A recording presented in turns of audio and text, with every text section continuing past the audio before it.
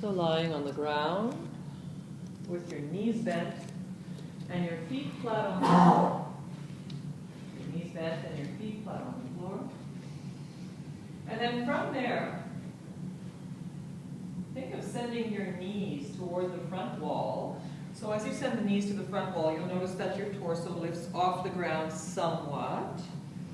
And then just place your spine, your body back on the floor. And what you've created here is new space between the vertebrae. So just by sending your knees to the front wall here, you just sort of notice there's a lift, a slight lift. Put it all back down, but with new, long space.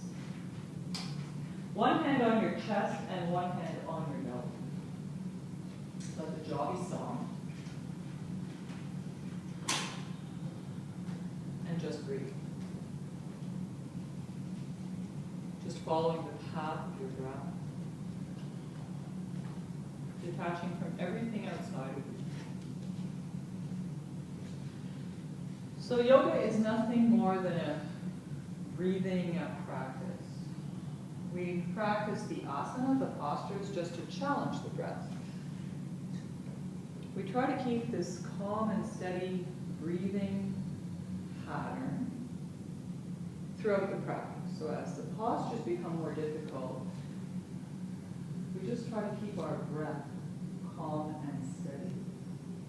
The breath will dictate how far we go into the posture. If at any time you find your breath is choppy or non-existent, just back up in the posture and come back to this calm and steady breathing.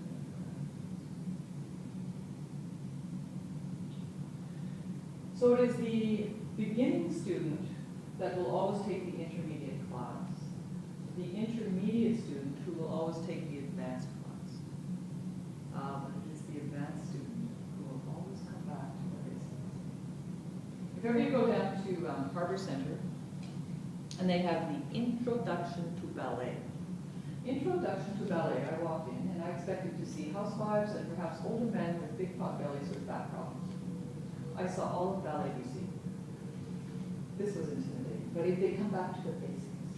And among there we had, like myself, the Kitsilano housewives, and all the locksmiths from the airport because they all have fat backs. In there with Ballet BC, coming back to the basics. So here we are at the basics. Always come back to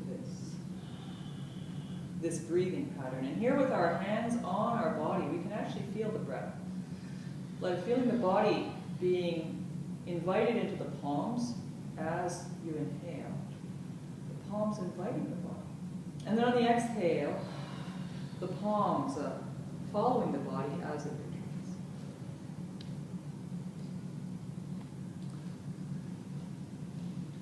Now moving on from there, we take the arms by the side, and then we start to correlate breath to movement.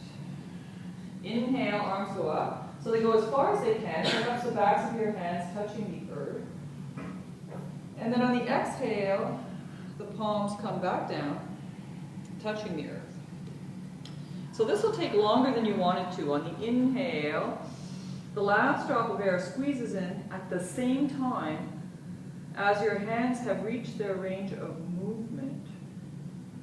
And then on the exhale, your fingers touch the earth at the same time as the last drop of air squeezes out of your body. Now this will take longer than you want it to. Inhale, take your time.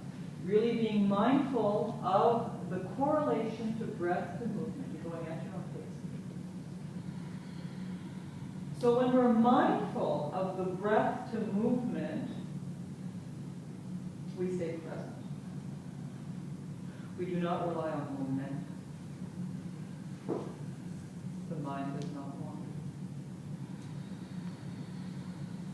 Just going at your own pace, knowing this will take longer than you want it.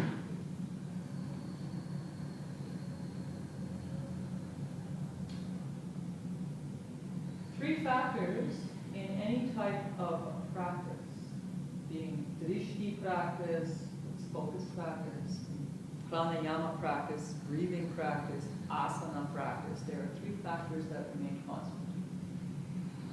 There is no anger. The second, the focus is completely on the breath.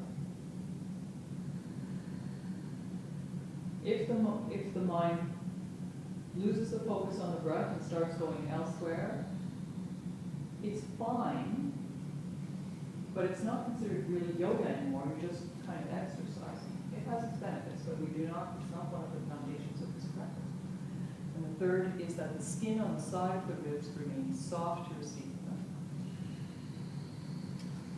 So now we're layering on even deeper. Inhale, arms and legs up. So the legs are now stretching up to the ceiling. Heels yearning for the ceiling, finding a stretch in the back of the legs. The arms are going back. And on the exhale, the knees come in, one hand on each knee, and really squeeze the air out. Ooh, take your time. Inhale, find that length. Heels yearning for the ceiling, fingers reaching for the back wall. Feel that stretch. And on the exhale, keep the knees together as much as you can, one hand on each knee, and really squeeze the air out. Take your time.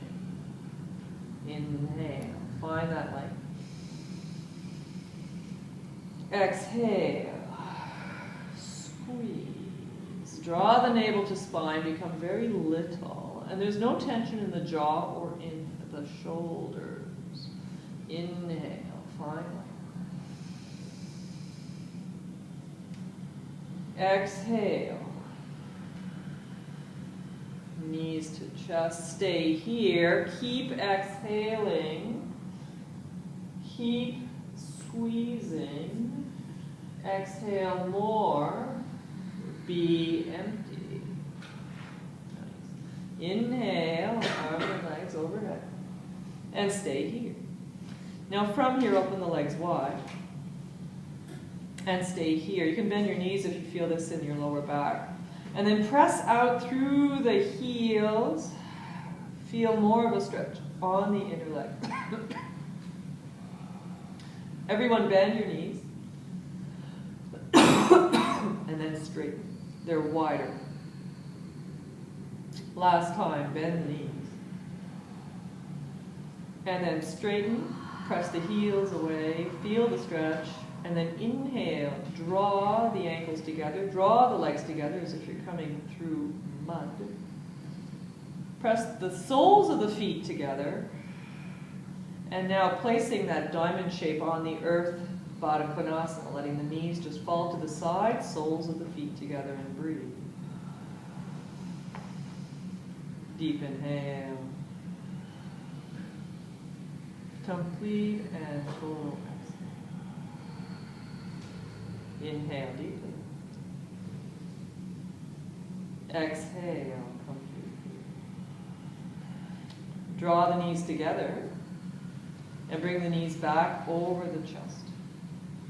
One hand on each knee and start to create circles as if you had a crayon between your knees. So just releasing any tension in the lower back. And now going in the other direction.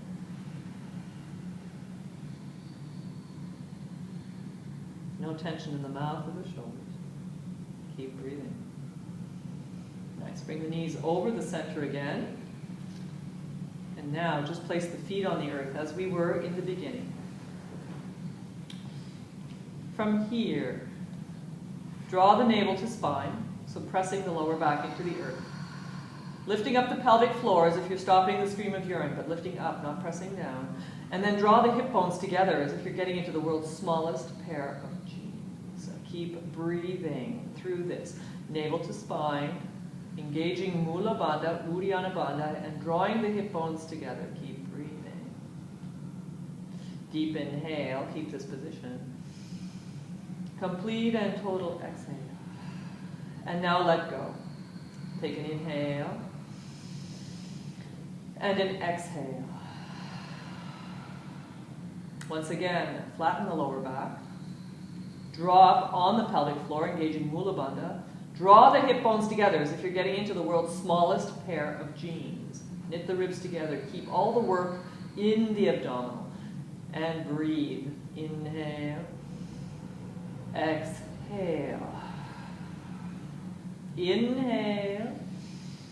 And on the exhale, keep drawing the navel to spine, lifting the pelvic floor and drawing the hips together. And let go. Nice work. Draw the left knee in, grasp it, and extend the right leg along the earth as much as you can, pressing the heel to the front wall. Wiggle your left foot, no work there.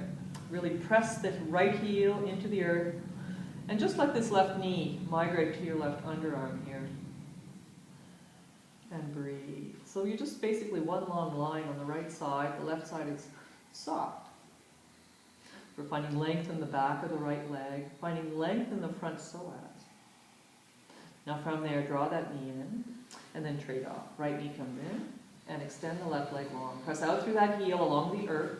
Make as much contact with the earth and the left leg. And now wiggle your right foot, no work there. Just let the right knee drop to the side. And breathe. Deep inhale. Complete and total exhale. Inhale, find length, crown of the head, yearning to the back wall as the left heel yearns for the front wall. You're even longer here. And on the exhale, just be soft so that the right hip releases completely. Inhale, find that length. Exhale, be soft. Once again, both knees over the chest, one hand on each knee, create a circle. Just release any tension. And then going in the opposite direction. Coming to center. And then rolling to the right side. Use your left hand to help you press up and find downward facing dog. Adho Mukha Svanasana. Take your time.